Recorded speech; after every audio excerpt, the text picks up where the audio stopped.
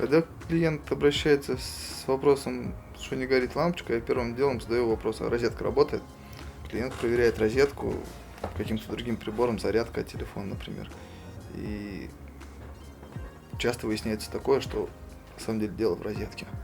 Вот. А дальше, если все-таки розетка исправна, и холодильник сам как бы издает звуки компрессора, то есть холод есть, то надо смотреть либо кнопку, которая включает, либо саму лампочку.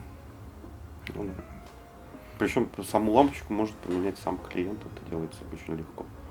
Как правило, вот если не горит лампочка, это не является большой проблемой, если есть электричество и компрессор, и холодильник нормально работает в смысле холода.